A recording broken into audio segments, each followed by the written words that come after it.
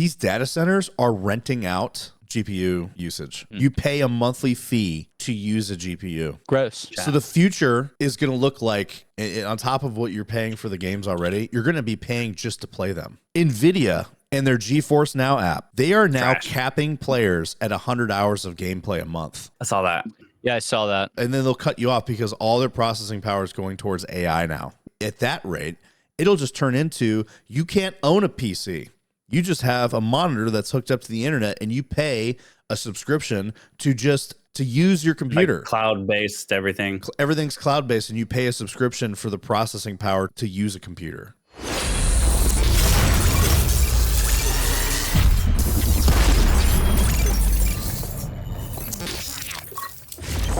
Ladies and gentlemen, welcome back to another episode of the Rabbit Hole Protocol. As you can see, yes, new year. We have a new guest on the podcast today. I'm your new host, Brent.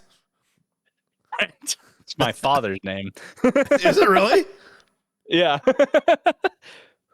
What's a father? Blake doesn't, or Doc doesn't know what a father is. Obviously, you can see new year, new me. I decided to lean into the new year, new me thing. There was a medical reason why I did it. I'm dying. I'm just kidding. He has AIDS.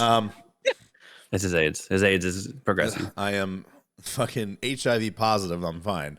I had to shave my face because I had dermatitis really bad. You can probably see the little scar right here on my upper lip. And that's, my face was getting like really dry and fucking chafed almost feeling and flaky. Like I was getting really bad beard dandruff from down here in my chin, on my upper lip. I'm sure when you play with your beard and mustache, like that shit fucking gets all over your shirt. And Kate's probably like, get that off. You got all this dandruff. Mm-hmm. And it's gotta look like a fucking blizzard with how much Blake plays with it. Dude, she let me walk around with it, especially with black t-shirts. So people leave me alone. I had to get rid of it. I normally this is actually the longest I've gone without shaving. Last time I shaved was April 2021. Was the last time I shaved my face. That was when we were doing podcasts in person. Yeah, this was back when Doc still lived by me, and I was hanging out with him. And then, Alicia met me without a beard. She was like, "No, you had a beard," and I showed her the photos. I said, "We met. This was our first date. The day of our first date was this photo, and I just had like a little bit of scruff. I didn't have a beard. It was probably week 2 or 3 weeks after I had shaved. How long does it take you to get back to what it was? Probably a month. Not where it was. Okay. A couple months. I'll probably be back where I was by the time your wedding. Okay, cool. So, just so everybody knows, we won't have an episode for the next couple months. I'm sorry. I know it sucks. Just some things came up, so. Am I that haunting to look at? Am I that bad? No, you're a very handsome man. Is it that bad? I know it's jarring, but however, we can at least say that now your degree makes sense. Yeah. That was the first thing that I said. So this is for the joke. For the audience. He opened up his camera and I went, "You look like you're about to be in a YouTube video telling me, like describing tech shit to me." And then you tell him what your degree is. Funny thing is, we are going to be talking about tech shit today, guys. And I'm not even lying. I'm not lying at all about that. We're talking about tech shit and basically the state of PC hardware, companies leaving the consumer market, the rising prices of RAM, the rising prices of GPUs, NVIDIA being a bunch of cocksuckers. They can ram this dig down their throat. And then you have the console gamers that are just like, hey, sucks to be PC player. And it's like, no, this affects you also. No. Yes, it does. It affects. No, I'm saying, no, they're stupid because they don't understand. This affects you because do you think that your fucking console runs graphics without a GPU? No. Does it? Yes. It has memory, like it has RAM. Your phone has RAM. Everything that uses memory uses RAM, which means, by the way, a whole company, which we're going to talk about, has left the consumer market to shift to AI, which also means your phones are going to be more expensive. all your electronics that use memory are going to be more expensive. Your gaming consoles are going to already see a price increase, as if they already. I don't even know how much more expensive my phone could really get, dude, honestly. And then this is I tell people this all the time. This is the first console gaming generation I've seen where over time the consoles increase in price. Mm-hmm. Normally, like when you saw it with PS4, PS3, Xbox, Xbox One, and 360, like after a couple years, the prices go down $100 or so. This generation, the console prices have steadily gone up every 6 months to every year. Part of that is because of the scalping issue in the beginning, and it was so hard to get them. That should have balanced production out. was just not fucking there. That should have balanced out a year into the generation of the new consoles. That should have been. It should have, and they never did it. The prices, even the hardware, the consoles, all of the prices on everything have just steadily gone up since then. So we can't blame scalpers anymore. Sure, you could have blamed them in the beginning, but now here we are. Blame them now again. In good old 2026, which is crazy to think about, the consoles are still getting more expensive, and they're going to get more expensive from here on out because of this shortage on RAM. When was the last console drop? Because I know they all do it at like the same time. COVID. Each other. It was 2020. What? Yeah, I was in Cuba when the PS5 dropped. Yeah. I was in Cuba when the PS5 dropped, and I tried so hard to get it, and I thought I was just fucking slow.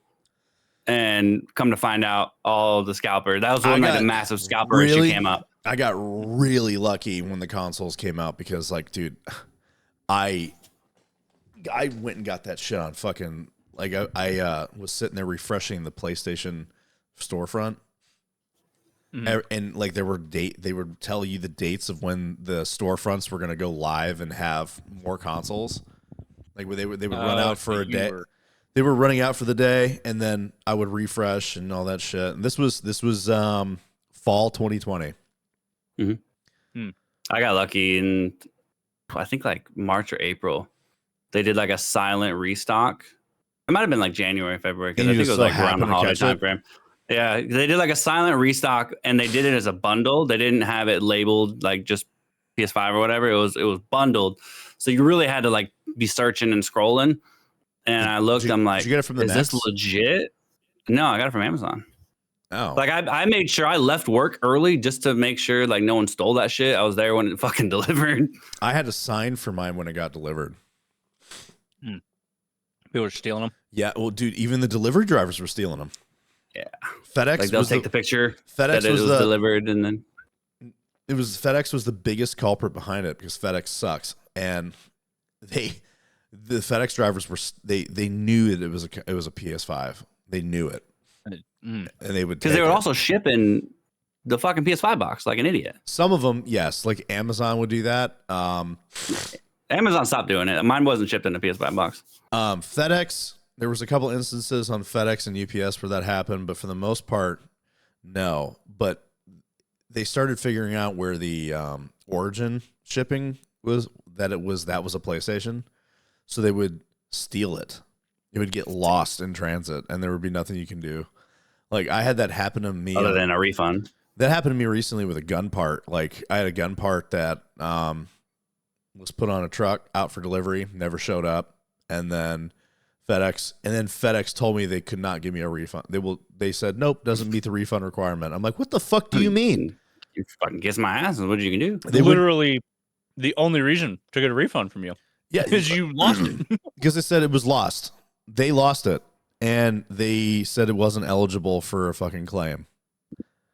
That's why I love Amazon, honestly, though, because when shit like that happens, even if the seller isn't Amazon takes that responsibility and just charges it to the seller. Right. Mm-hmm. They're like, we'll give you your fucking money back. So anyway, back to what Blake said earlier. You look like a tech guy now. I went to the game shop where I play Warhammer, and the guy that owns none the of place, us is shocked. He was just like, now you look like a person who would come here. And I'm you like, kind of look like one of those people that, like, when you walk in, you're like, I bet I know exactly what it smells like in here. You look like a cleaner version of that. Not this fucking troglodyte with a beard anymore. But don't worry, in about a couple of months, fret not, audience. In about a month or two, I'll be back to my old glory. Don't worry, audience. I love it. Yeah, I know. Okay, all 30 of you. I'll be back to my former glory, so fret not. You only have to look at this horrifying. I think we've been doing pretty solid for the size of our channel. Oh, I thought you were talking about with not having a beard. I'm like, you're the only one. Now it's both of us. The only difference is I can grow it back. You can't. I'm not allowed. I had a decent. Whether or not he was allowed, he still can't. The past couple weeks. Mm. I remember. There's no evidence of this because I can never take leave for longer than a week. This shadow I have right now is from not shaving today. Nice. Hell yeah.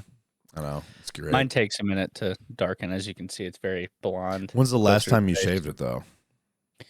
Oh, yeah. You have blonde hair, though. Yeah. You got a blonde beard. It grows in quick, but the first, couple days, you don't really see it. And then it's like, oh, where'd you get that? And I'm like, it took me a couple days to get that. I apparently have random red spots. Like, part of my beard I have red for some reason. Part of my beard is red, too. It's like a dirty blonde reddish look. So, I mean, you really start to see the red when it starts coming back. It's mostly red. I'm very curious, how much gray is going to come back. Probably a good amount. Because, I haven't shaved in so long that there's probably a bunch of grays that have only just started. Did you straight razor? No, I used you mean like an actual shaving razor? Yeah, sure. That's what I mean. So there's two different types of razors. There's your Gillette razor or a straight razor, which is the one blade. That's not what I meant. Okay, so I did use a razor. Did you at least trim it first? Yeah, of course. My barber did it. We'll see. I feel like my original question could have been valid. My barber, he was like, "Do you want me to trim it and then shave it for you?" And I was like, "Yeah." He's like, he was pretty excited to do it. He was pretty excited to do it, and also my haircut was. Did you shave it? Yeah. But he just used a regular razor. No, he used the foil shaver, and then I went home and used the regular razor to get all the bad skin off. You should let him. He didn't have the time. I was asking if he would. He didn't have the time. His next client, he shortened the time because I told him I was taking the beard off, because normally my time slot would be an hour and a half for haircut, because I usually get the full package with a hot towel on the face and everything like that, and he shortened it down because he was just cutting it off anyway. So, and it ended up being cheaper anyway. It was $40 cheaper. Nice. So, yeah. You get to deal with this, guys, for another month, and then it'll be fine. Don't worry. Trust me. Mm-hmm. When I looked at I used to, the first day I was looking in the mirror and I'd be kind of jump a little bit. Oh, who the fuck is that? I avoided the fucking mirror. And then the first thing I did afterwards, I said, I have to go to the gym right now. Because when your beard hides things. Yep. It hides this. You don't see this. But the beard hides the parts of your face that you're not used to seeing. You don't ever see. I also apparently had a mole right here, which I lobbed the fuck off almost shaving. And I didn't know that was there, because obviously my beard covered it. So I also realized I don't know how to fucking shave anymore, because I cut myself twice here and once down here and once right here. And I'm like, what the fuck, man? Was this amateur hour? Like boot camp all over again. Oh, dude. I actually never cut my face in boot camp. I didn't either. I mean, all the people that just never really learned how to shave. I do not remember the last time I actually used a razor on my face other than to clean up my cheeks and my neck. Oh, do you use a one blade for that? No. Like a single blade? Like a Gillette. Do you have Kate help you line your beard up? They have single blades. Yeah, she does it for me every time now. I don't have to do it anymore, which is awesome. Because getting this part right here is such a fucking bitch. Yeah. Because you can't see it. I like the way she does it. Yeah, it's good. Well, I have been on the name of color of the beard. By the way, I did have one person one time go, "You look like you eat bleached assholes," because around my mouth is very blonde. So yeah, they convinced themselves that I eat bleached assholes. he eats bleached assholes, guys. Absolutely eats bleached assholes. Thought I'd share that. I've been sitting on that one for the past however long because I thought about as long as the assholes have been sitting on your face, I guess. Exactly. I mean, all right. Are you real mad if you don't eat ass? Anyway, so very it's grim. 2026. If you're not eating ass, just get the fuck out. So very grim news in the world of gaming, especially if you're a PC gamer. PC building is if you're a gamer. If you're a gamer in general, but specifically right now, PC gaming.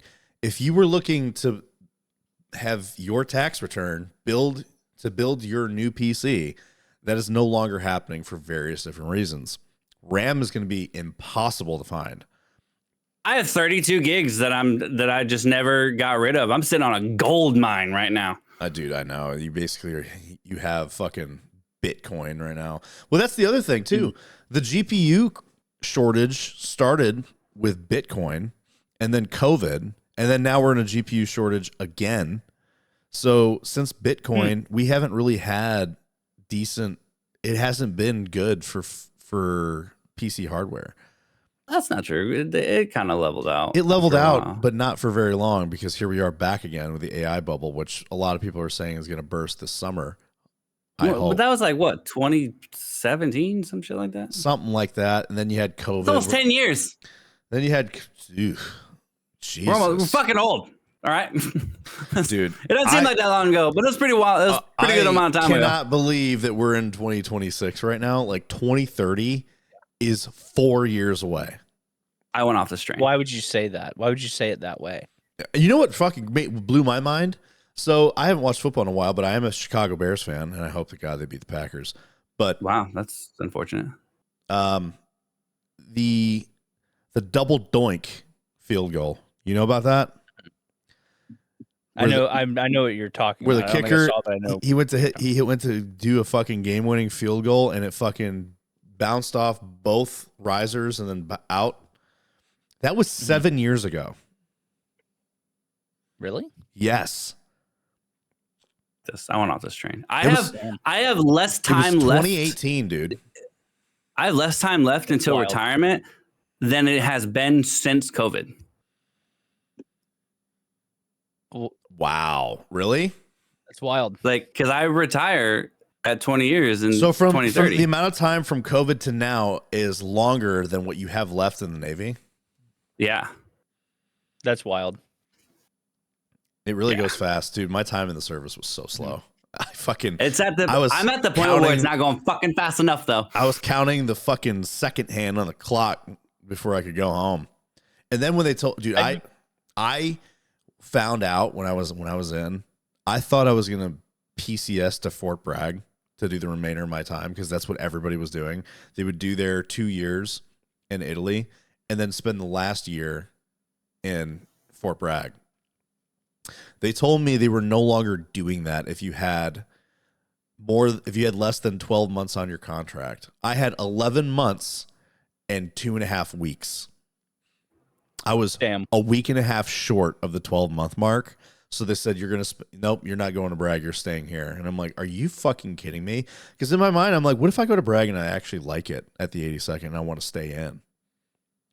The only way that I could PCS is if I re-enlisted. And I said, fuck that. So I had to spend an additional year in Italy. I know you think Italy. Oh no, Italy. It's like, it wasn't there. I wasn't having fun the whole time. I did get to go do a lot of cool shit in that year, but I was really looking forward to not being in Italy anymore. I wanted to just go back to the States. And it just, dude, the counting down to when I got out was like so slow. Real. I feel right now. I got back from Okie and had like 5 months left in before I got out. So it was very easy cruising, fighting the sushi monster. We had a stolen valor it was guy. easy cruising because it was COVID when we got back, right before they started implementing lockdowns, so we didn't have to do the quarantine. And then we didn't have work for a month, and I went golfing every day. And then by the time I was done with that, we got new leadership, and they were like, "Who's the ASing in a couple months?" They're like, "Cool, don't get in trouble. Bye. Bye. Do whatever you want for the next couple months. Just show up at formation in the morning and then go to your room." All right. I went golfing for the first time in many years Saturday. How'd you do? I wasn't keeping track, but I was not good. That's what it sounds. Averaged like double bogey. That's not bad.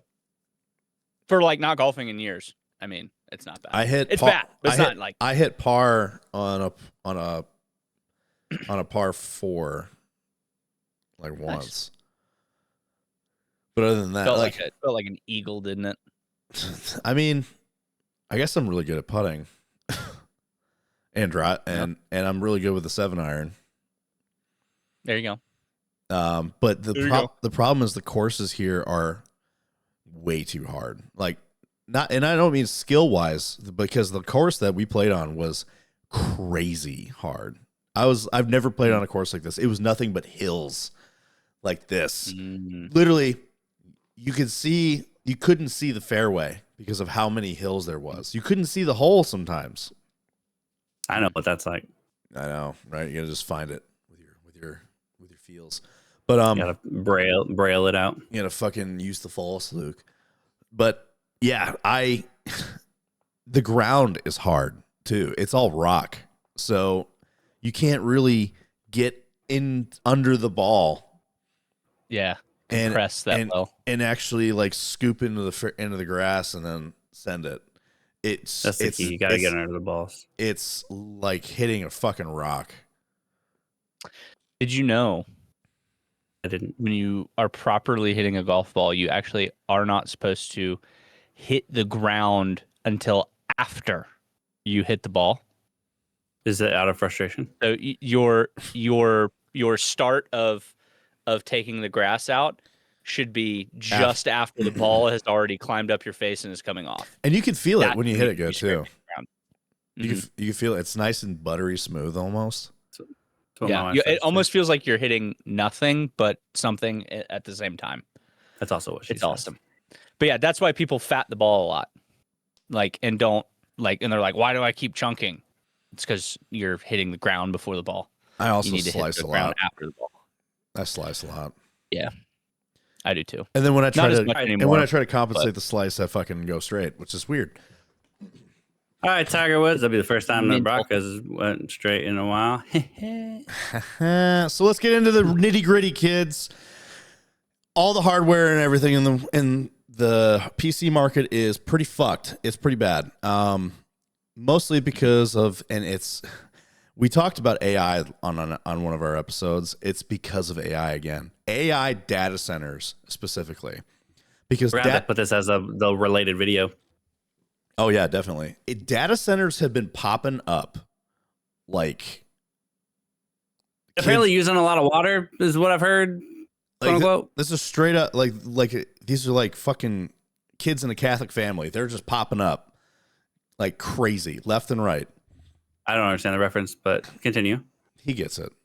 And then our audience would. But yes, like these data centers are why there's no RAM, there's no GPUs, because like Bitcoin, they also need memory and graphics cards to run the data centers. It's a lot of processing. It's a lot of processing. And only that, it takes up a lot of memory to use this shit. So Micron, we're actually going to talk about this first article. The memory Sora. AI is gobbling up chips. Prices for devices may rise. There is no may about it. They are rising.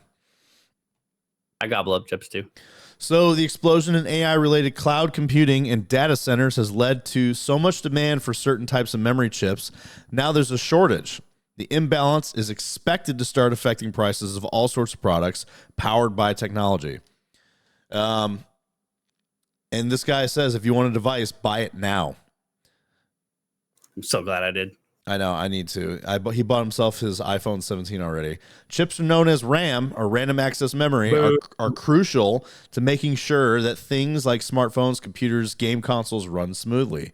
Chips allow you to keep multiple tabs open in browsers, for instance, or watch videos without them being choppy. And also running game. He said he bought an iPhone 17. So that means with the price increase, you're going to be paying like 10 grand for an iPhone now. You could. You basically like, dude, I mean, PCs right now, and we'll get into this with price increases for RAM, for solid state drives, for CPUs, for GPUs. It's going to be so much that it's basically like buying a car, like a cheap car. That's frustrating. Yeah. What we should do at towards the end of this, I'm gonna find my specs for the PC that's coming to me. And then you're gonna see what the prices are for that. Yeah, we'll have to see what it is like now. Yeah, I mean, very well. Continue. Might as well. So the TrendForce data indicate that demand for RAM chips exceeded supply by 10%, which is insane. And it's growing so fast that manufacturers are having to shell out a lot more to buy them each month. Wu said that this quarter alone, they're paying 50% more than previous quarter for the most common type of RAM known as DRAM, dynamic random access memory. If producers can't want the chips sooner, they're paying 2 to 3 times the cost. Wu expects DRAM prices to rise another 40% in the coming quarter, and she doesn't expect the prices to go down in 2026. AI, and this is how this is working. This is how this is doing this. Data centers require huge amounts of memory to accompany their cutting-edge graphics processing unit microprocessors that train and operate AI models. Now, okay, before I get into this, here's another thing. These data centers are renting out GPU usage. You pay a monthly fee to use a GPU. Gross. Yes. So there's and a lot of it is people like you're paying for the GPU usage based on let's say if you're creating an AI, right? You're creating an algorithm. You need the GPU to do this shit too, along with the RAM. So they're renting out. Put my specs in the chat. So the future is going to look like not only are you're going to be paying to play games, not on top of the price, on top of what you're paying for the games already, you're going to be paying just to play them. And they're going to go to streaming services now. Here's another fucking thing I forgot to add to our articles we'll talk about. NVIDIA and their GeForce Now app, which is it's basically NVIDIA's version of Steam. They are now capping players at 100 hours of gameplay a month. I saw that. Yeah, I saw that. And then making you pay, and then they'll cut you off because all their processing power is going towards AI now. AI data centers. Fucking cell phone data. It's imagine you pay for Xbox. Live? No, not live. What's the fucking Game Pass? Game Pass. Imagine paying for Game Pass, but you can only play 100 hours of games per month. For to throttle you. Or no, they cut you off. They don't throttle you. They cut you completely off. Yeah, and we don't own games anymore. You have to wait till next month to play again.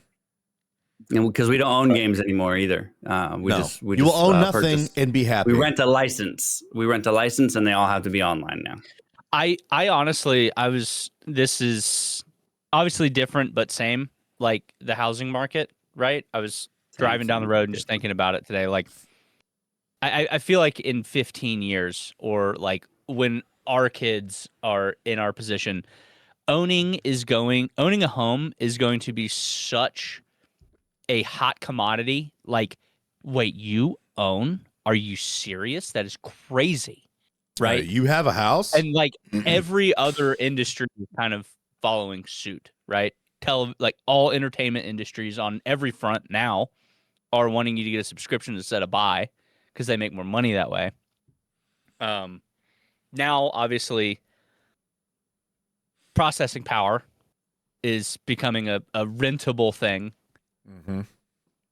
Like, what are we gonna be renting next? I mean, shit. There's subscription services for food. I'm not obviously that's not renting, but it's a subscription. It's another subscription to add on. You can Like, it's just you can fucking finance your DoorDash now. What does that even mean? dog. If you need to finance DoorDash, delete that shit, dude, and go to the grocery store. You can Klarna or Affirm food on DoorDash. I don't know what that means. God. That means you can get a loan for fucking for a $30-$40 Taco Bell order. So you know when you bought your PC and with you bought are you talking about like a line of credit? Yeah, but here's the kicker, right? So you know how like when you bought your Paradox PC at the end you could pay with Affirm. I don't remember. So there's Affirm, I know what you're talking like the payment plan or whatever. It's a payment plan, but it's like Affirm is like a line of credit or kind of like a loan, right? Where you take out a loan and you have like a interest rate and everything on it. You can now do that with food on Uber Eats and DoorDash. It's wild. Yes, and the worst part is the interest rate is insane, and it doesn't. People are gonna do it, and people are doing it. And the interest rate, not only this, but it does not. It reflects only poorly on your credit report. It doesn't reflect. It doesn't improve your credit because the idea people are like, oh, it'd be like a credit card where I as I buy and pay it off, I can increase my credit. It doesn't work like that. It only shows you have all of these loans on your credit report. So you'll have like all these lines of credit. Let's say that you end up doing that for... They're all separate? They're all separate. They're all individual lines of credit. That's terrible. Damn. Yeah, it's really bad. Do you imagine they're you're gonna have like, to do something I have about that. money and the income, I can get a home, and you go to a lender and they're like, no, dude. Do you know how many lines of credit you've opened? Hell no. You have like 30 lines of credit. You were an absolute at-risk person. Like, fuck no. It's like, and all it was some Chick-fil-A or Taco Bell. Now we went off a little off topic on that for a little bit, but yes, like the paying for subscription and shit, paying a subscription to use a graphics card. Because then me and Alicia were talking about this. It's gonna at that rate, it'll just turn into you can't own a PC. You just have a monitor that's hooked up to the internet, and you pay a subscription to just use anything. To use your computer. Like cloud-based everything. Everything's cloud-based, and you pay a subscription for the processing power to use a computer. I bet you that's the way gaming is going to try and go. It already is trying to go. Yeah, it's already it's been trying to go that way for a while. And it's working. Like, it's working. All these big titles are now like, we're not going to sell individual copies. Give us a cut of them damn subscription fees. Yes, and it's not good. It is not good at all. I fucking... Well, they're not even going to make it to where like it's downloadable anymore. Doomed, guys. Gaming is fucking doomed. I mean, like downloadable. It can't. Shut the fuck up. What did you say? I said he loves Doom. Oh, you love Doom. Anyway, we can't. They're not even going to start having like we'll solve the Call of Duty problem. It won't be fucking 170,000 gigs to download anymore. You just have to play on the cloud. And if Stadia is anything to go by, cloud gaming does not work very well. It's no, the only option.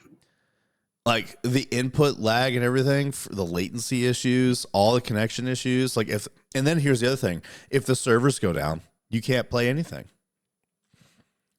Mm-hmm. Or internet. If internet goes down, you can't play offline games. Yeah, you can't play offline games at all.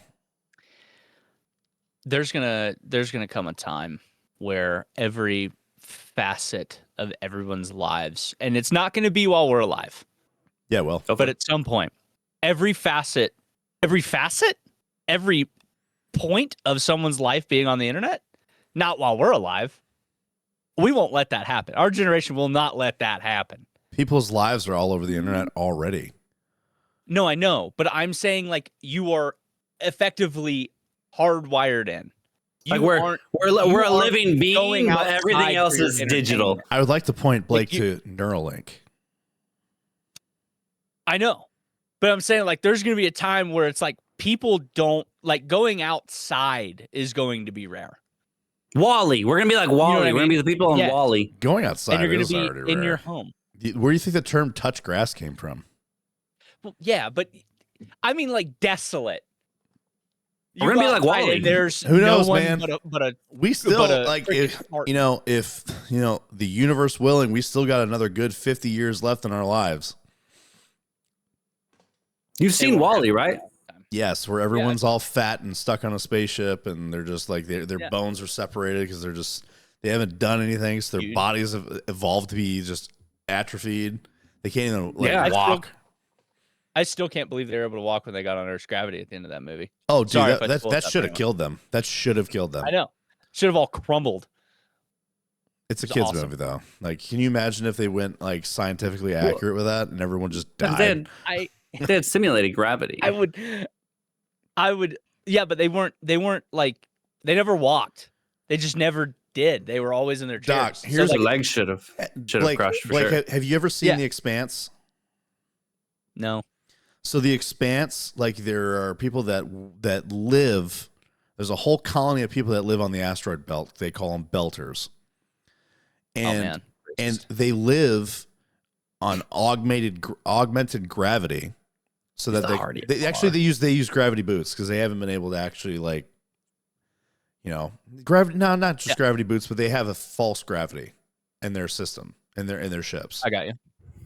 When they go to Earth, the gravity, even people on Mars, because there's a colony on Mars, there's a colony on Earth, and there's a colony on the asteroid belt. It's a mining colony, a military colony on Mars, and then Earth, which is basically NATO. United Nations.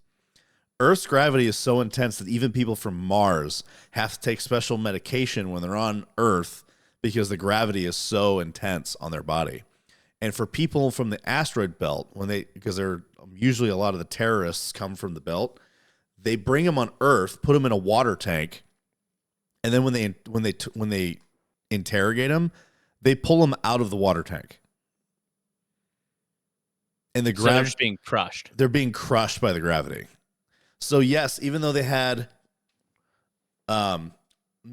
actual gravity, what's the term? Artificial gravity in the ship, the Earth would have still fucking crushed them when they finally came back. But they didn't do it because it's a kids movie. And last thing kids need to see, besides the already super fucking sadness of Wall-E, is just all of Earth's people coming back to Earth and just completely crumbling under the gravity of Earth. And Disney kills parents all the time. Your circulatory system. I would love to see who is it? It is a YouTube channel, and they did a bunch of really cool shit. One of the OGs had Freddie Wong on it. They do a lot of editing stuff anyway. Was it Protocol? Well, let's hang on. They had. Before we go into this, we've gone way too fucking far off here. Yeah. Went to a new I gotta get us back on track so we're not here for 3 hours. Back into the other rabbit hole. AI is gobbling up memory. So workloads are built around memory, said Sanchit Vergogia, whatever, CEO of tech advisory firm Greyhound Research. What's more, AI companies are spending billions of dollars constructing data centers that warp speed around the world, which is true. Data centers are going up everywhere. Everywhere. They're buying up all this fucking land and putting up a data center. Just servers upon servers. So which I don't understand the whole water thing. You have to cool it down. Well, yeah, but dude, this isn't like you have a bunch of fans, and you will have fans, but this isn't like your Corsair AIO liquid cooler. No, you have to remember. Do you know how big a data center is? Yeah, that's huge, right? But it's not like you're drinking that water. You can reuse a lot of that water, and it's obviously going to be the special non-conductive stuff. It's being mixed in with shit. That's the issue. It's being mixed in with shit and then recycled through. But you need the water source from it, right? So there aren't very many. So for example, Texas, there's not a lot of water besides the Gulf. There are no lakes in Texas. There are, but they're all man-made. There's just the Gulf of Mexico, or Gulf of America, whatever you wanted to call it. America. I forgot about that. Yeah, so did I. Then you have up by where I used to live, Mount Pleasant, Wisconsin, is building a Microsoft data center. Now, they talked about doing this 3 years ago. We didn't understand what it was, but now that I understand what it is, it's like, dude, really? No fucking way. They're going to be taking water from Lake Michigan and pumping it into this data center. They are building a data center in Texas. They're building it in Abilene, Texas, which is in bumfuck Egypt. And I don't know where, I do not know where the fuck they're going to get the water from. I really don't. Because there aren't any lakes. And we already have a water problem here in Texas. A big one. There's the Canyon Lake, which is by me, is drying up several inches per year. Because we don't get a lot of rain. So the water's got to come from somewhere, but without the rain, we don't get anything. We have the Guadalupe River. That's natural, and it comes from springs, but there's not much water that it can come from. So anyway, Goggia says that the demand for these chips isn't just a cynical blip. AI has changed the nature of demand itself, he said. Training and interference systems require large, persistent memory footprints, extreme bandwidth, and tight proximity to compute. You cannot dial this down without breaking performance. More chips for AI means fewer chips for products. Idaho-based Micron Technology is one of the world's top makers of RAM, and it's benefited from this increase in demand. It reported better than expected quarterly earnings last week, which this was in like early December, on the back of higher memory chip prices. CEO said that the company is expected to market to remain strong as the AI bloom continues apace. We believe that the aggregate industry supply will remain substantially short for the demand in the foreseeable future.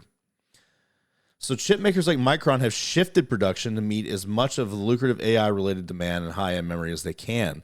According to analysts, that translates into fewer chips for other segments of the market: personal computers, mobile phones, games, and consumer products like TVs. This also means higher costs. Dell Technologies chief operating officer noted a higher cost on earnings call on November 25th. For PCs, he said, "I don't see how this will certainly not make its way into the customer base." Analysts said that there's no short term. It is this. You got to remember, this article that I'm reading to you is from December 28th, which it already has at this point. So I don't know what they're talking about. Why they're saying acting like it never did. So tech consultant Wu said the memory chip industry faces a significant bottleneck. By the end of 2026, she said that chip makers will have maxed out how much they can expand production in their current facilities.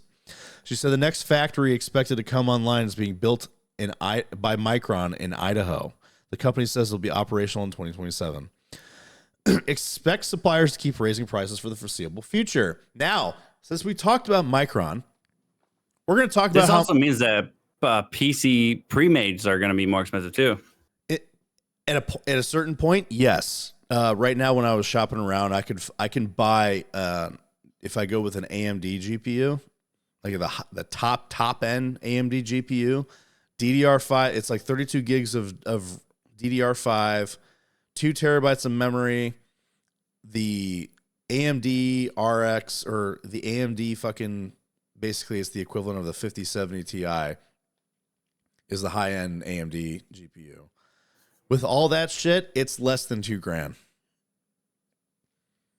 which is cheap. Especially, but I mean, because people are going to start doing it for parts too. Yes, they're going to start.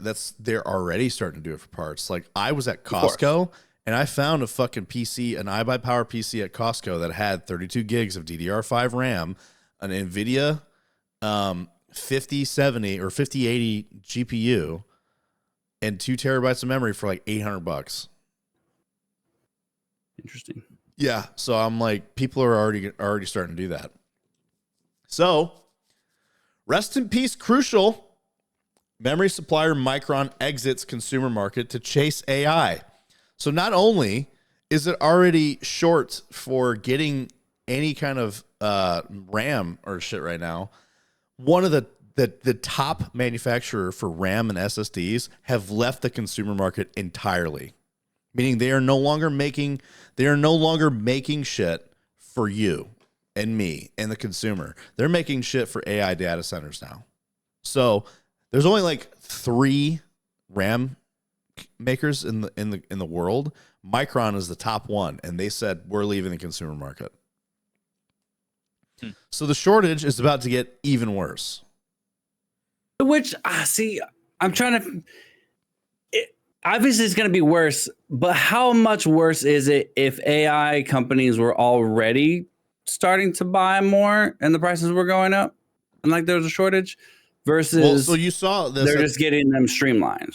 Based off the last article, the rate of how data centers are popping up, more like they even said the supply cannot meet the demand.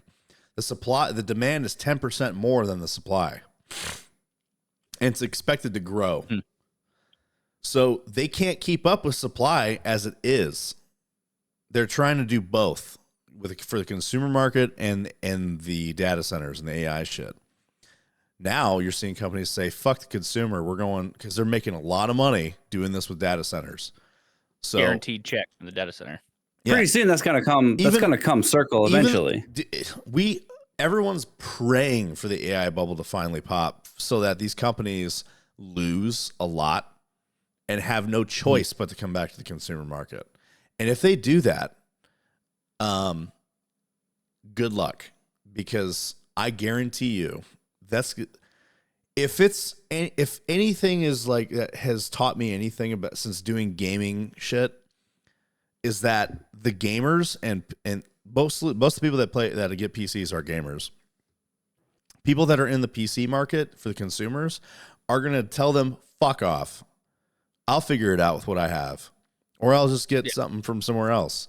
And those companies are going to have no choice but to cut prices, take massive losses. Eventually they could go under, but it's going to blow up in their face. And I'm hoping that it does. I'm really hoping that it eventually will. It will blow up in their face. It has to. It's pretty soon, like not immediately, but eventually all the things that people even use AI on, they're going to have to be updated, but no one can fucking afford it. Right. It's just, it's rough time in the tech industry, especially like it gets worse every year. It really does, finding a job. And now as a consumer, just buying technology is going to be worse. I said this as a joke. It's a joke, so don't take this literal. YouTube, start burning the data centers to the ground. Blow them up, burn them. In game, destroy them in game. Make sure no one's there when you do it. Destroy them. Let them eat loss. Or just build it in California, and the wildfires will get to it. It'd be a shame if a fucking IED went out. I'm just kidding. God. So Micron leaving the market. Micron's crucial brand saying farewell after 30 years. It looks like memory shortage is about to get worse. So, in a shocker, Micron is exiting the consumer market for memory products, including DRAM and SSDs, which is poised to worsen amid ongoing memory shortage. US-based Micron will retire memory products sold under Crucial brand, which includes NVMe SSDs and external storage, as well as DDR4 and DDR5 RAM. Consumer shipments will continue until February of 2026. Going forward, Micron will focus on supplying memory for AI data centers, a more lucrative business that has been hogging memory supply at the expense of consumer markets. Start killing these motherfuckers. Start killing them. Don't do that. I don't condone this. I don't either. In game, kill them in game. In Minecraft, but we can't do that because we can't do it in Roblox. Have the GPUs to be able to process. Oh yeah, we can't do it in game. So you might as well do it for real. Micron has made the difficult decision. I love how they say difficult decision. It's not difficult. It's not difficult. No, it's not a difficult decision at all. We made the decision that we like money more than we like you. And we always have and we always will. So fuck you. We're going to do this because it's not that difficult. It's an easy, it is so hard for us to say goodbye to you because we're going to be making so much money hand over fist. It's so hard. It's a hard decision. Billions of dollars or our integrity to the consumer. Such a hard choice. We should ask AI what the outcome of this is likely to be. You want to know? See what its prediction is. That would be ironic. Like, what do you think will be the end result? I'll ask it. All right. So I said, given the current state of SSD, RAM, and GPU shortages, along with companies shifting focus away from consumers for AI data centers, what is your prediction for the outcome of this, specifically to the consumer market? And don't give me an answer that suits to benefit you, as you are one of the reasons this is happening. So I want no bias. I would say, yeah, don't. I would add, don't give me a biased answer. Bias. It would be a better.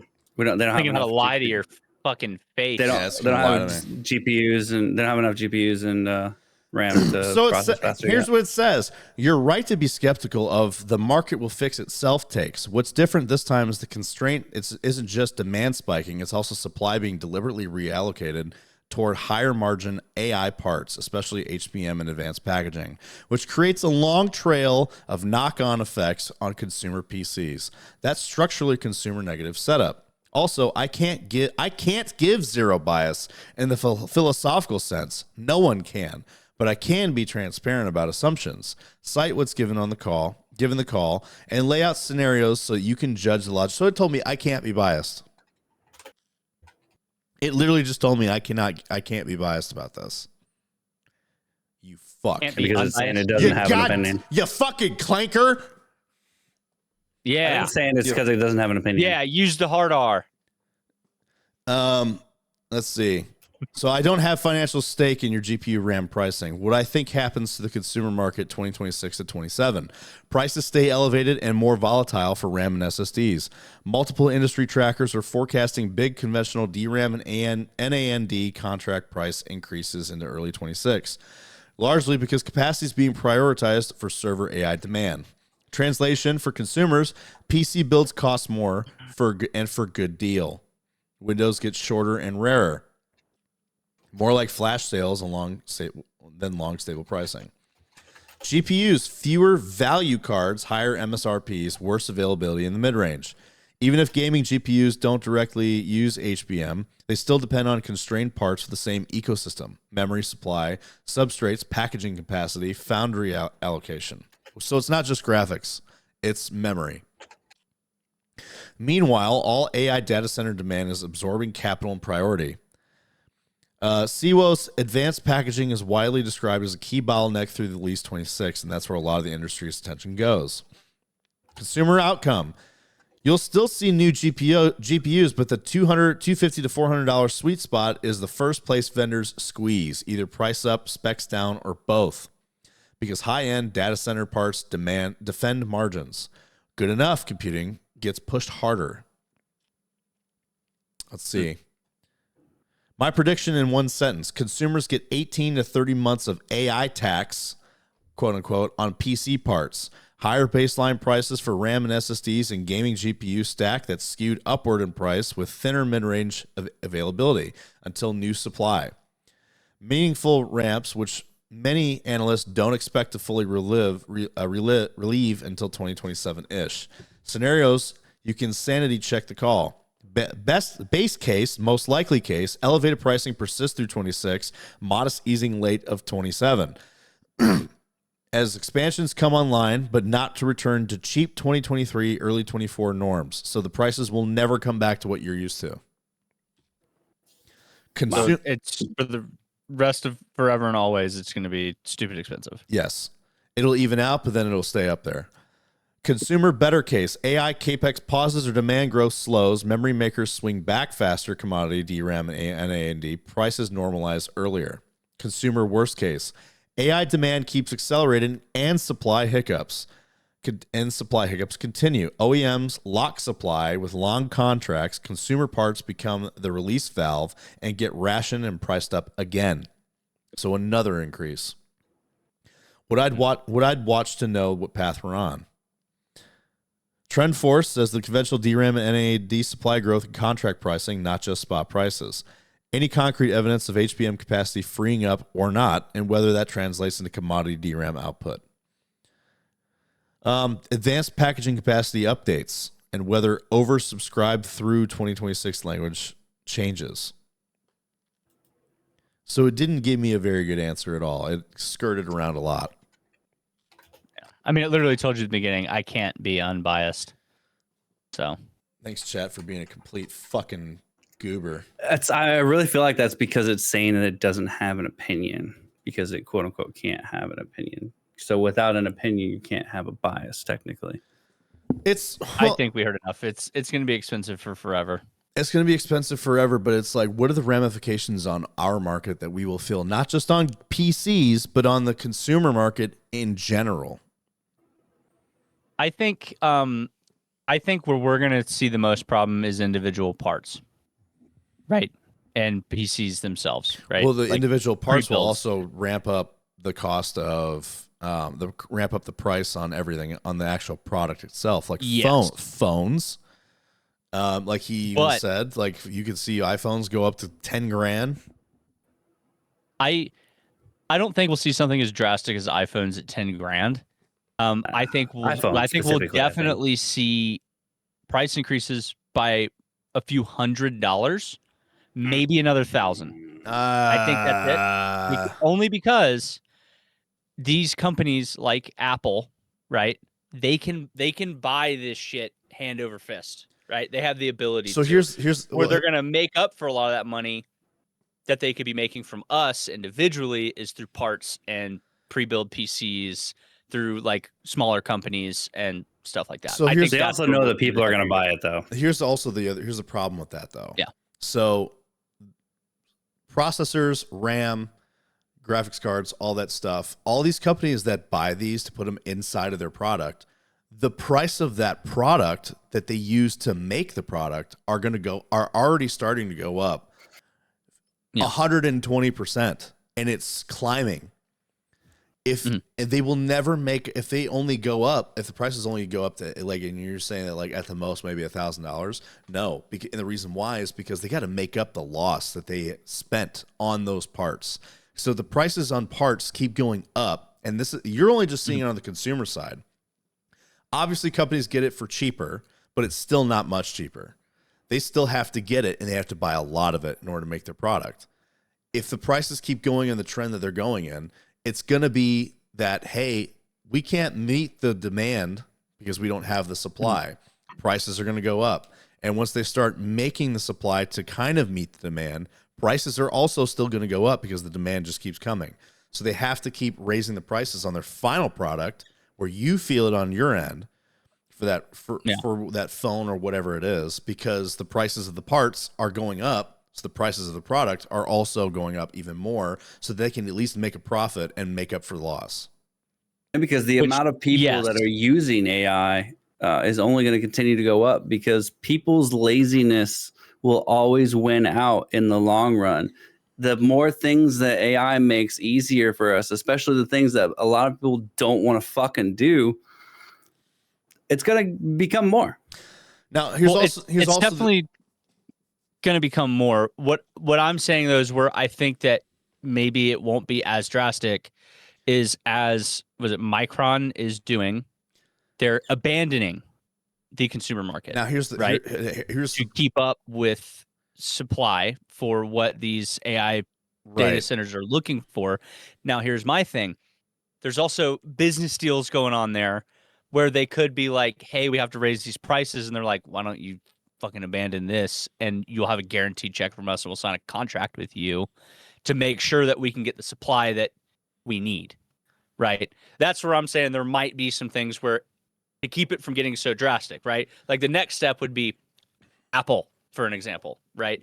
We are on the low end of the totem pole. Individual parts will be so fucking ridiculous that it's insane, right? However, I still don't think that major companies like Apple, these AI data centers, I think they've got contracts behind the scenes that we can't see to be like, abandon the consumer, help us help you. Well, that's so you would hope that, right? The problem is, so for example, like the companies that make DRAM and SSDs, there are several, but only 3 of them. There are only 3 that make up 92% of the market. That is Micron, Samsung and SK Hynix. One of them is now no longer making any products for consumers whatsoever. That includes anything that their product goes into that's consumer. Now it's just two. There's only two now. The only thing that we can hope that makes it to where that the price doesn't continuously go up is if Samsung and SK Hynix also don't jump on that trend and say, we're going to double up on consumer market. Because if any of these two, and I'm looking at you, Samsung, if any of these two decide that they're going to do the same thing that Micron did, we're fucked. Because now 75% of the companies that make up these products are only going to make shit for AI data centers, and the consumer market is completely gone. That I don't think Samsung will or can, because too many of their products are specifically consumer products. Like they can't go away from that market. So like I don't think that they can't even afford to do that.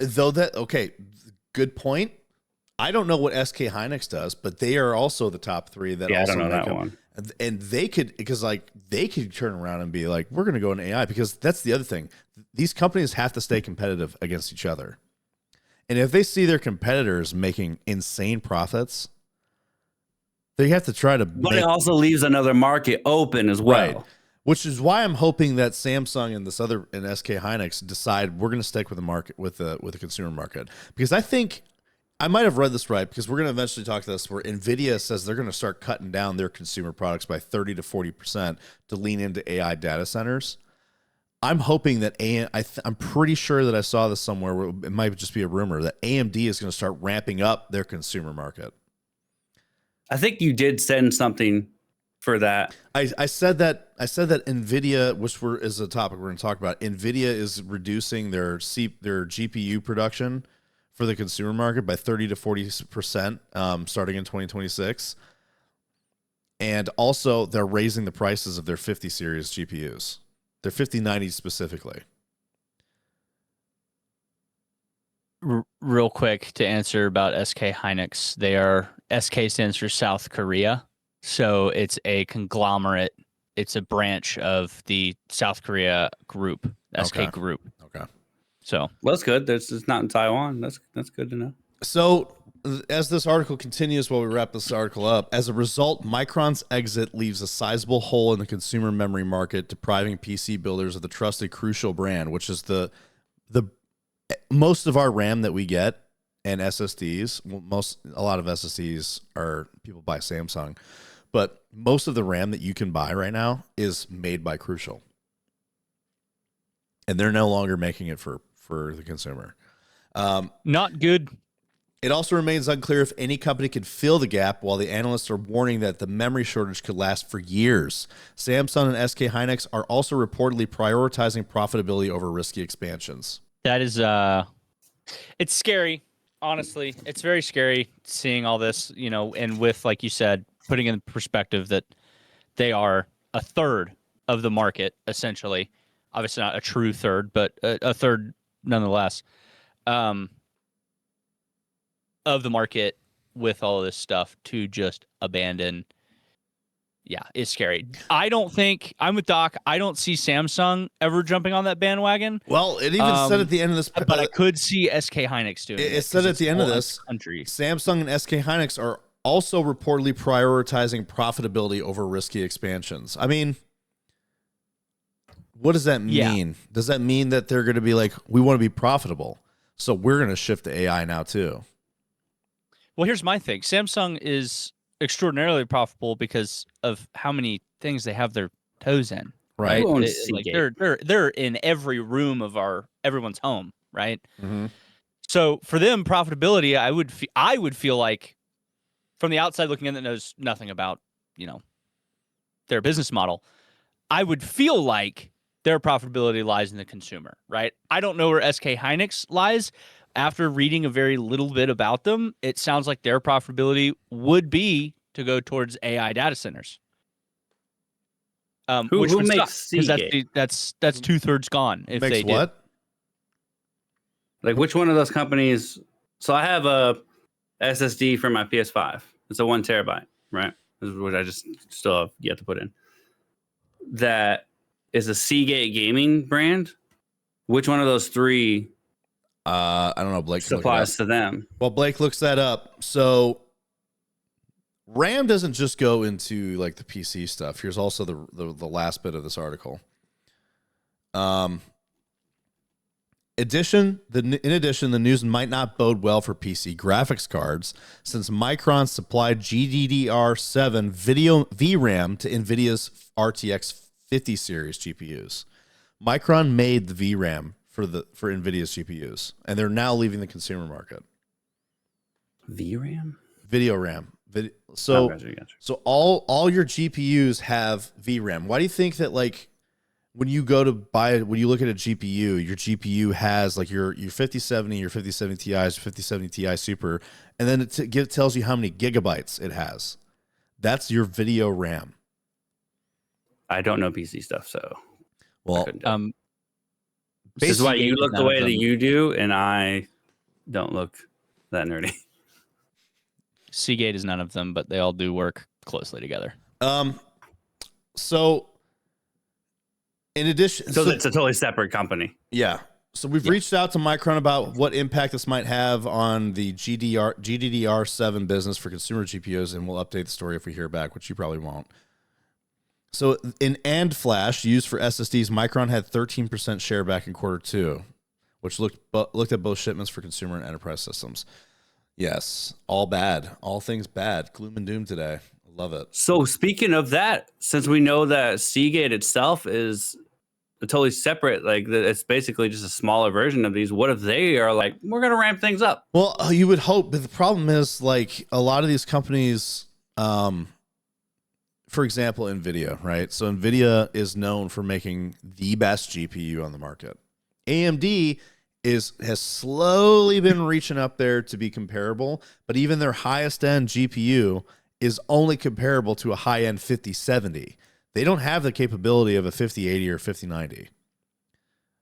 Their highest end GPU cannot touch a 5090, which in my opinion, a 5090 is overkill for what you'll ever need. But if AMD decided to be like, hey, you know what? Let's actually start leaning more into our GPUs, actually investing into our GPUs, which I'm really hoping this is what they do. They can end up taking up that fucking gap. If they ramped up production for consumers, they can make a lot of money off of that, and they will earn a lot of goodwill from the consumer doing so. Mm-hmm. AMD has always been a gaming company first, and I hope they stay that way, or not even just a gaming company, but a PC company. Wasn't NVIDIA the same though? NVIDIA was, yes, but over the last few years, NVIDIA has been like, we're no longer a gaming company, we're an AI company. It was last year the CEO said that. We are no longer a gaming company, we are an AI company. Interesting. Yeah, I know. So, speaking of NVIDIA, you cocksucking fucks, NVIDIA might cut RTX 50 GPU supply by up to 40% in 2026, which I actually think they did announce that they are going to do this. And it's due to memory shortages. The global memory crunch is reportedly squeezing NVIDIA enough that it will reduce production of the RTX 50 series GPUs.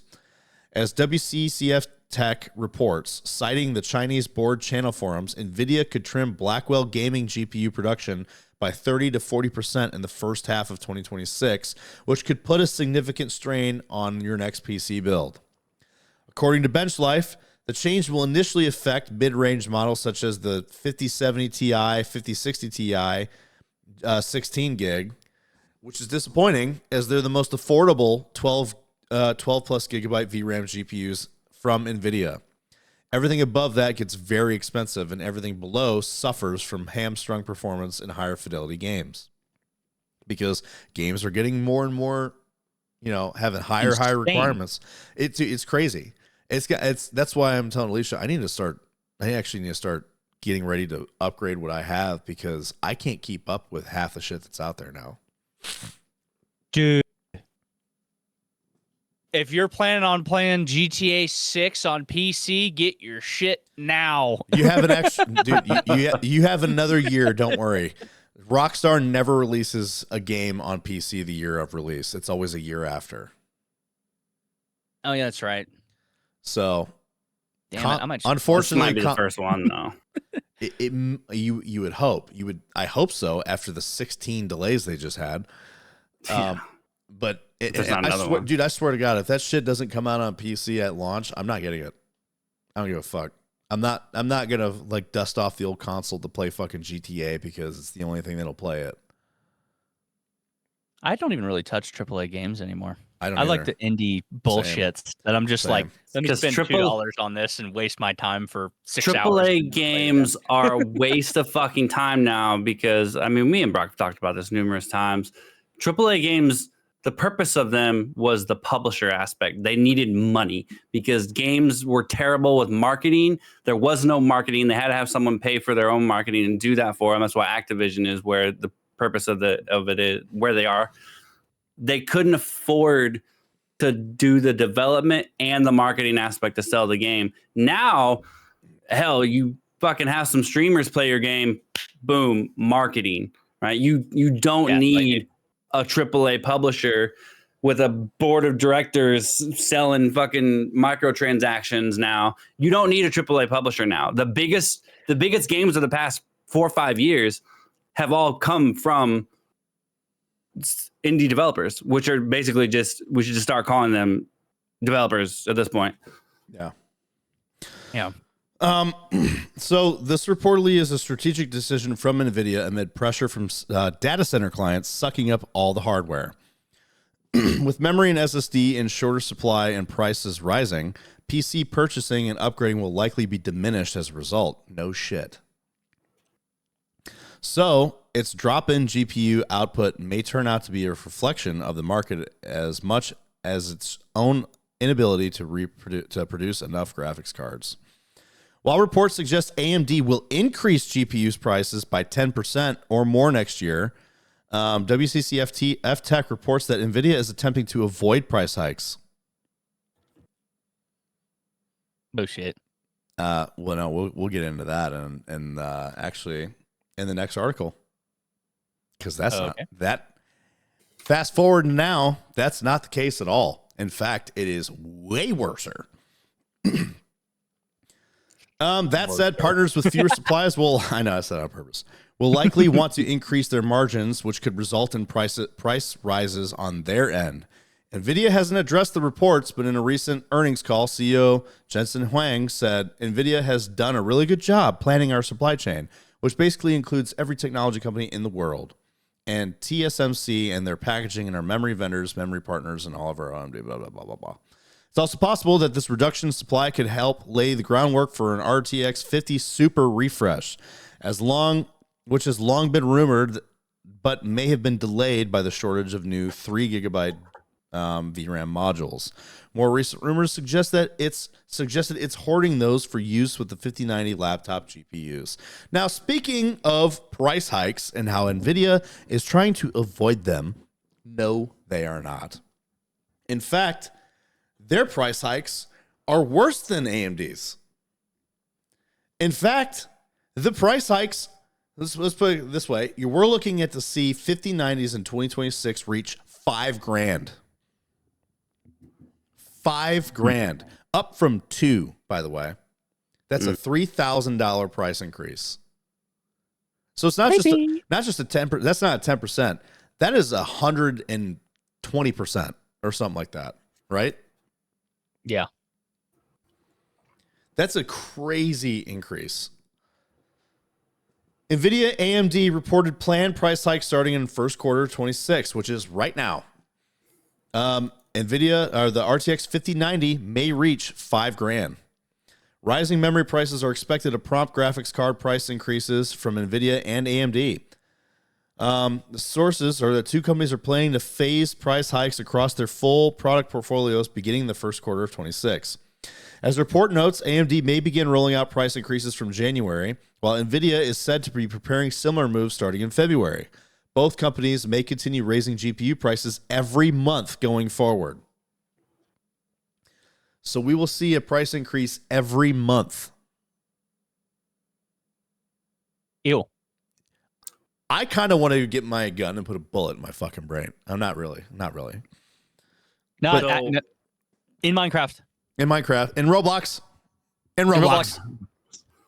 So I put all my stuff into like ChatGPT to have it give me the price last year, like the average price with those specs and what it is now. So, which is basically the price last year is essentially what I paid for it. But Good for you. yeah, literally like the timing for it. But right now it's about a $2,000 increase, right? So 15 to 25%. And projected, so it went from like $7,000 to $8,000, give or take, where you're buying it from, things like that, and who's building it, to projected mid 2026, $8,500 to over $10,000 for that PC. Yeah. Wow. Like I said, the price of a cheap car. So yeah, Literally. it's a used car. That's for, nuts. For a gaming PC. Or an iPhone that is 17. 8,000 to more. My dream of a home golf simulator is going to be a lot harder to obtain after buying a house because I'm already going to be broke. I know. Nah, you're going to be making YouTube money soon, so. All right. I hope, dude. So, where was I at here? No, we're all partying at Blake's. Both companies. So, demand for memory used in AI data centers has far exceeded supply, driving prices of GDDR7 and GDDR6 up by several 100% within a matter of months. Geekbench reports, as a result, memory is now said to account for more than 80% of the total bill of materials for GPUs, the outlet adds. The memory price surge ripples through the GPU markets. Industry sources cited by Geekbench believe that the latest price hikes will broadly affect NVIDIA's 50 series and AMD's RX 9000 lineup. The outlet adds that NVIDIA flagship's GeForce RTX 5090 could see a price climb as high as $5,000 later in 2026. Amid the ongoing memory supply crunch, NVIDIA is also reportedly weighing a 30 to 40% reduction in output for parts if its mid-range lineup includes 5070 and 5060 Ti, according to Geekbench. In addition, several add-in board partners, including Asus and MSI, have reportedly raised prices for custom GeForce RTX 5090 cards to above $3,000 and $3,500. So the price increases have already started. They're already over like $3,500. Meanwhile, prices, you're not buying them from the source, right? It's like the people that are building them, I guess, putting them in there. They're obviously they're gonna get their fucking cut. They're gonna need to make money as well, right? Meanwhile, prices for NVIDIA's flagship AI GPU, the H200, currently around 30 to 40 grand, are expected to rise further in 2026 as each unit carries 6 stacks of HBM3E, whose supply prices increased about 20%. 30 to 40 grand for a fucking GPU. Crazy. That's wild. Flagship AI GPU. What does that even mean? That's why NVIDIA was like, we're going to go into the AI market because that's what is an AI GPU? What does that even mean? I don't know. Did you have like a robot in your home that just like is just on your desk? I don't understand. No, it's literally just marketed. That's just the marketing beats of it. The fucking. Hey, this is for this. It beats the shit out of me. I don't know. For 30 to 40K, it better fucking suck my dick. And now, what? Like every day. You're talking about why is it called an AI GPU? Yeah. What, it's literally the marketing. It's just to be like, hey, this is for the data centers. This is what you want to buy. But why is it 30 to 40K? What is it? Why is it so high? Because it's and that's not the price hike because we're the ones seeing the price hike. The AI data centers they're the ones getting the fucking good prices, honestly. Because it's insanely bigger than what you would buy for your PC sitting next to you. I guess like by a lot. That's probably. Here's what it is. So NVIDIA's current flagship AI GPU is the Blackwell B200, or the more powerful GB200 super chip. However, the company has announced the next generation platform, codenamed Vera Rubin, which features an even more powerful Rubin GPU. The B200 chip is based on the Blackwell architecture and released in late 2024, early 2025, is the most powerful NVIDIA AI GPU currently in widespread use. Contains 208 billion transistors and is specifically designed for large-scale AI training and inference. It introduced new precisions like FP4 and second-generation transformer engine to significantly boost performance over its predecessor. For maximum performance, two B200 GPUs are combined with a Grace CPU in a single unit, so it's a GPU so powerful that it has its own processor. Yeah. Massive. So, and with that, we also have NVIDIA is also basically saying, hey, you know, to make up for what we're taking away from you, we're going to give you some old shit. Because NVIDIA is starting production on the 3060s. I think that's actually still better than what I have in my current PC. The one that you bought? No. The one that I was going to say, I fucking hope it's not better than what you bought, because otherwise, what did you do? Why did you do that? No. My current one, the one that I have right now in this PC that I bought in 2020 is a 2070 Super. Oh, and I guarantee you that 3060s will be like absurdly priced, and they're 5-year-old GPUs. Yeah. I had a 3060 in my old tower. Yeah. Before Kate built me this one, and that thing couldn't keep up with shit. I thought the 2090 came out after, because I think the 2090 came out just after I got the 2070. I was pissed. I don't know, but all I'm going to say for you console gamers out there, this is like Sony saying that we're going to start cutting production of PS5s in half, and we're going to start reproducing the PS4. It's going to sound like an airport in your fucking place again. Like, that's all you're going to be able to buy is a PS4. No more next gen. That's basically the PC equivalent to this.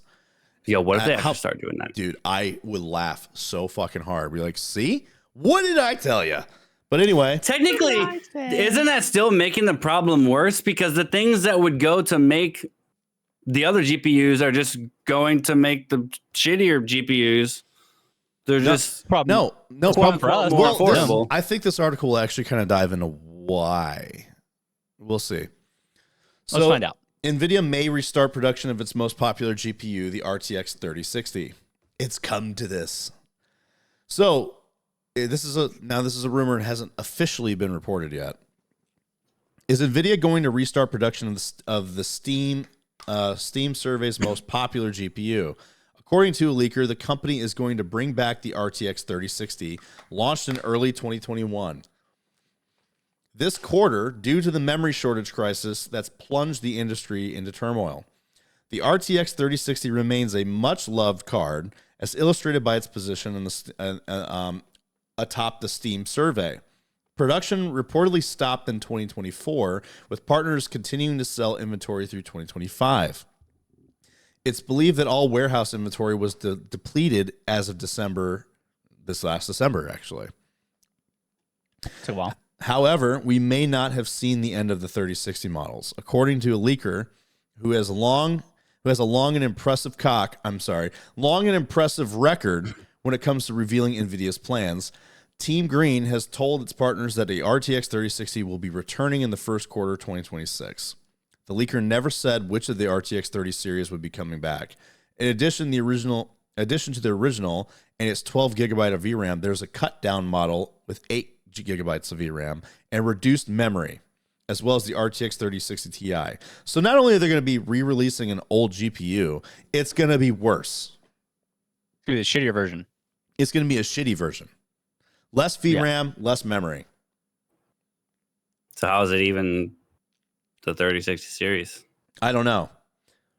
They're just throwing the name at it to get the money from it, but it's actually shittier. It's less. It's worse. It's worse than like the 3060 Ti 12 gig that I have. It's probably like a 2070 or something. I don't know. So it says rumors or unverified claims could be taken out of grain of salt. It's easy to understand why NVIDIA would take this action. The tech industry as a whole is feeling the impact of the memory shortage caused by massive demand for AI data centers. It was reported last week that both AMD and NVIDIA are expected to raise their prices, which we just talked about.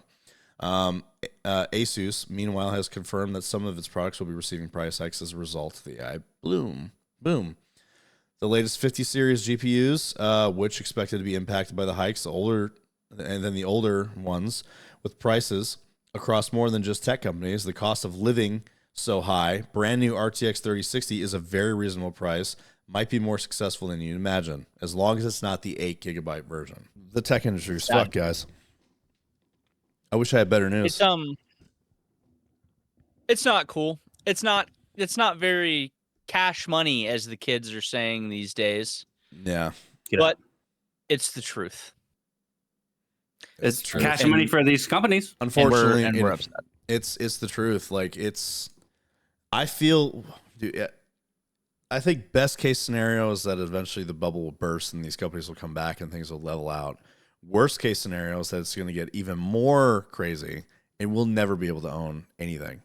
Like, the consumer market will be void of PCs. You will not be able to buy a PC. If it goes in the rate that it's going right now, the average consumer will not be able to buy a computer in the next 5 years. We have to become the There's computer. a conspiracy theory, though, that's the plan. They don't want you Let's to be hit able to. They don't want you to be able to buy it. Throw it in there. What? So just slightly get into the surface of it. Like, shave off some of that into this episode. What's the conspiracy theory? That is this theory that they're intentionally. That was the smallest rabbit hole I've ever seen. They're intentionally leaning into the AI data centers and AI shit so that it'll push the consumer market completely under to where you will never be able to buy a computer. But what will be the purpose of that? To have control of all your stuff, to make more money, subscriptions. I mean, they pretty much already have that with everything. Imagine having not only a subscription to use your internet, but a subscription to actually just be able to use the system to use the internet. Yeah.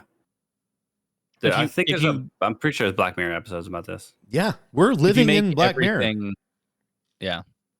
You say if you make everything cost money all the time, you never run out of customers. Yes. Versus if you can buy it one time, you lose every time they purchase it, you lose a customer. Well, that's called built-in obsolescence. That's where that comes from. But that's where we're heading right now. Like, if the rates go this way, and my other question is, I don't understand what these data centers are for. What do they do? Processing. It's probably going to be like all that it is. Like you do with when you use Chat GPT. That's what they're for. That's where all that information is being processed. I'll ask Chad about this. What is even like? Think like gaming servers, right? They have servers to support the people being able to game, and they're basically just big fucking, imagine warehouses, just fucking servers. It's basically that, but for AI processing. So it says, short answer, AI data centers exist to turn massive amounts of compute into economically useful decisions, content, and automation at scale. Long answer below. AI processing. So what they actually do, AI data centers are built for two workloads, neither of which fits consumer hardware well. Training large models, one time, extremely expensive. This is where giant language models, image video generators, recommendation engines, and scientific models are created. Why these centers are required. Training involves tens of thousands of GPUs running for weeks or months, requires ultra-fast interconnects, massive shared memory, and specialized cooling. Power draw per training run can exceed that of small towns. That's the other thing. Everyone's power bills are about to skyrocket because AI data centers are going to be using so much of that power that energy companies are going to have to increase their output, and the bill for that is going to come on you. It's going to come all over you. I have solar, so not in me. Listen, you think solar is a good option? It's not. Where I am, it is. Solar panels degrade, and they can't be recycled. in certain areas. You know how long it takes for you to actually really good. Do you understand how long it takes for you to actually see the benefit of solar? Solar panel salesmen in Texas are rampant, and it's a complete scam because 2 reasons. One, it destroys your roof. If you sell a house with a solar panel, or if you have a house with a solar panel, it immediately tanks your market value of that house. Because you know what's crazy? I just got an update for NVIDIA that popped up. What? Wild. The game app or whatever, the NVIDIA app is just like, hey, we have an update for you. Oh, cool beans. So continue. The solar panels also are insanely expensive. It's like $30,000 for your solar panels, and in order to sell your house, you have to pay it off. And by the way, the payment plan is usually crazy.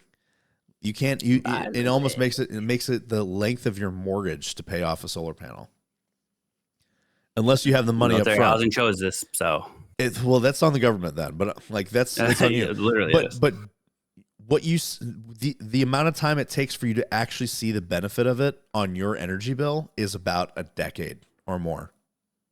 Oh wow.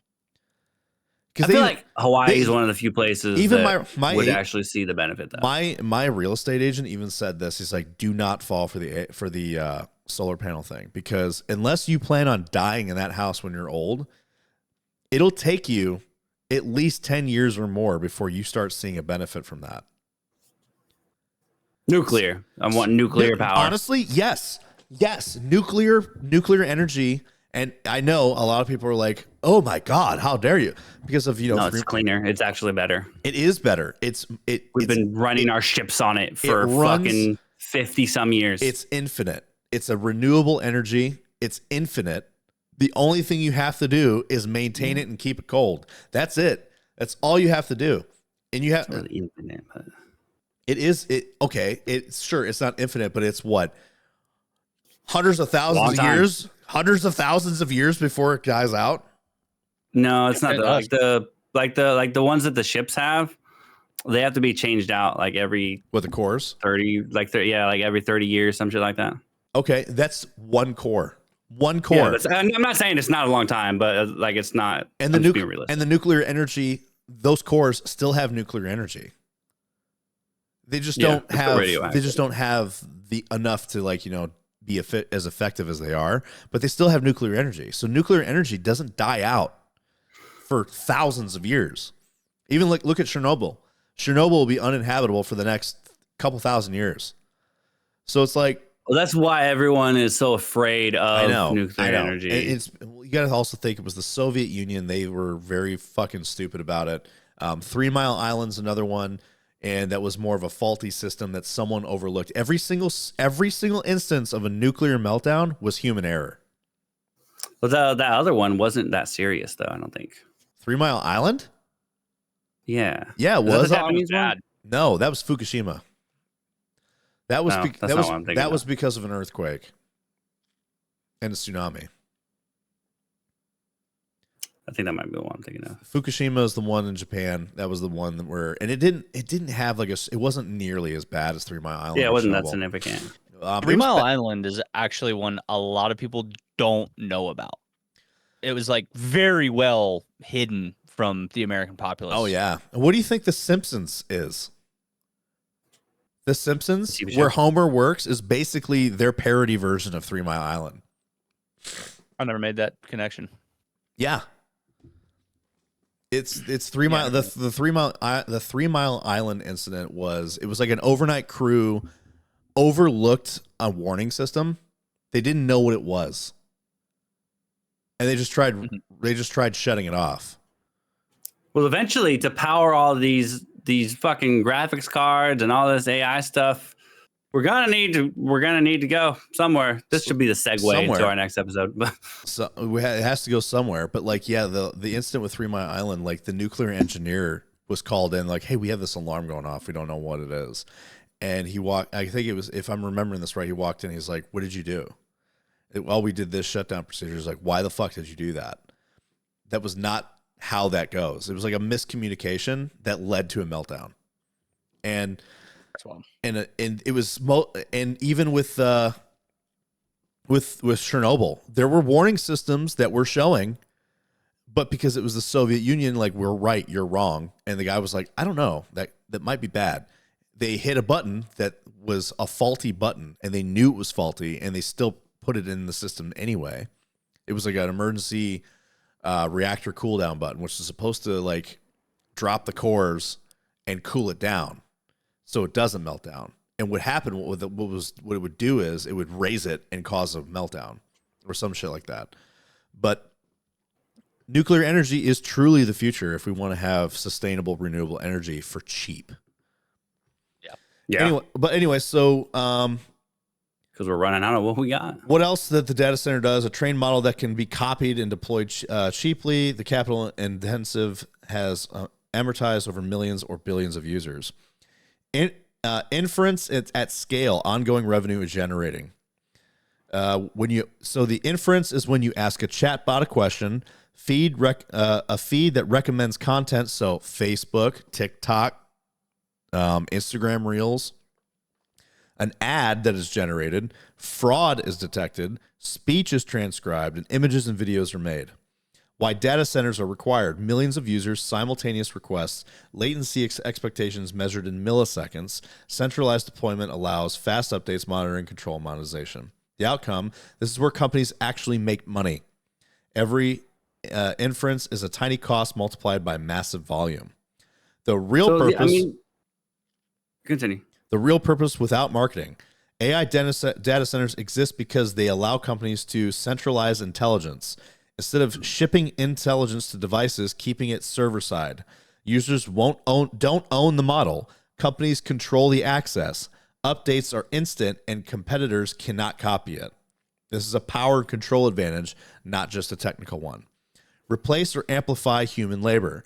In targeted domains like customer support, coding assistance, content moderation, translation, marketing, and data analysis, data centers are effectively automation factories, not thinking machines.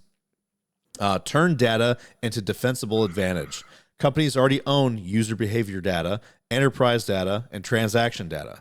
Data centers convert that data into predictions, improve products faster than competitors, and create feedback loops. More users, better models, equals more users. Why it hurts consumers indirectly. AI data centers have much higher margins than consumer hardware. Justify long-term contracts with fabs and memory makers. Absorbs scarce components like HBM, substrates, packaging, and power. Consumer hardware is cyclical, price sensitive, low margin by comparison. So manufacturers rationally prioritize AI buyers, even if it raises consumer prices, reduces mid-range GPU availability, slows consumer innovation. It's not accidental, it's incentive-aligned behavior. So are they necessary? Technically, some of this could be done more distributed distributed or on device. Economically and politically, centralized AI data centers maximize control, maximize monetization, and maximize user ownership. So they're not just a technical solution, they're the most profitable structure. Yeah, I mean, these data centers aren't new. They've been around for a while. They're just ramping up and also getting, I would maybe say, bigger, more complex. Mainly because of everybody starting to get into some type of AI, but using it more too. So like Sora, all the processing power it takes to make those fucking videos, Google with Gemini and everything. And then there's other lesser bots out there. So those take a lot of processing power. Previously, it was like I said, it was like the algorithms and some of the little chat bots that you could have out there. Yeah. And it would like also gather our data and things like that. Because ChatGPT has actually been around for quite a while. Large businesses have used it for a good amount of years. You just had to pay for it, and it just wasn't. It's now basically what everyday people. Yeah, basically what everyday people have access to now. Companies, like major corporate companies, had access to for like fucking almost 10 years, I would say. AI companions, or chatbots as we call them now, have been around for years. Like years, even before we were even using them. Like IBM had one. These AI companions basically make originally they were just kind of on a closed network where they just they get rid of mundane and tedious tasks and make the workload easier for the user, which is the employee. Now they're shifting to just completely overtake everything.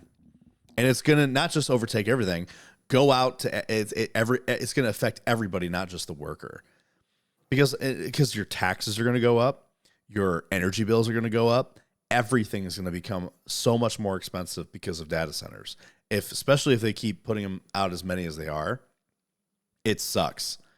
So not only are we seeing a shortage in hardware, but we're going to see an increase in prices on said hardware, increase in prices on devices, increase in prices in energy bills, increase in prices on taxes. Everything's going to go up. The only benefit is to the company that's investing into it. The only person that benefits from this are people that are actually involved with it. And the overall. And that's why I said the conspiracy theory, which doesn't really seem much like a fucking conspiracy theory, because conspiracy theories are, spoiler alerts now. It's all about control and profit. They control everything and they make all the money. And then it's always been about control. It's always been about control and profit, but now they can control more and profit more from that control, because now you're going to be locked into, I have to pay to just like function. Okay, so like not even just to use the internet, right? To work on your computer. You have to pay a subscription to work on your computer. That's what it's going to turn into at that rate. There's a video I watched that Alicia was watching. The dude was paying monthly to use data center processing power for his work. Which is wild. Because like you still have to pay for your internet connection. Yes.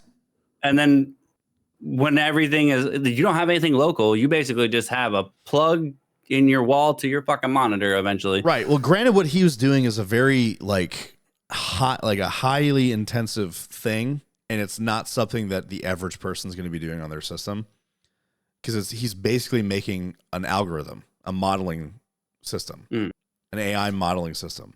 He's renting the processing power to do that. But if they're doing that, they're eventually going to start doing it with everything. You think subscriptions for Netflix are crazy right now? You're going to have everything's going to be a fucking subscription. Everything. With ads. You're going to have a monitor that's hooked up to your house, which is hooked up to your internet, and all that shit's going to be streamed through the cloud. You're basically working on a virtual desktop the whole time. Yeah. With everything you do. Gaming, work, web browsing, watching shit, everything. And you're paying all these subscriptions. So you think it's hard to manage your subscriptions for like streaming services? Imagine having to manage subscriptions for everything else. It's basically kind of already how mobile does it, honestly. Yeah, it is. You're paying to use mobile data on top of what you pay for the phone. Mm-hmm. And then if you buy a phone through a cell phone company, which don't do, they will never let you just buy the phone outright. They make you pay up to a point. Yes, I tried this with Verizon. I said, I want to do my trade-in, and I want to just buy the phone. Oh, no, you can't do that. Why? Well, because for a trade-in, you have to, we trade in for we cut the value of that phone off, and then you make payments for the rest. So the payments are applied based off the trade-in. So you're locked in with that device. Unless you want to pay even more. Yeah, you can pay the full price. You could pay the full price, but cell phone companies will not let you just buy phones from them. They make you buy to a point, and they lock you into a plan and make you pay off like that. Well, I don't have a plan. Did you buy through a phone company? Are you talking about for AT&T and stuff? Let's say if you go to Sprint or Verizon or whatever to go buy a phone, they don't let you just buy the phone. I have a payment plan that I could do it if I had the money. It was just I have a very expensive phone, so I was definitely doing payments. Yeah, what I was saying is that they will not let you just outright buy the device. They make you. I could have, yeah. Not without being on one of their plans. They won't let you just buy the device. You have to. It just lessened my bill.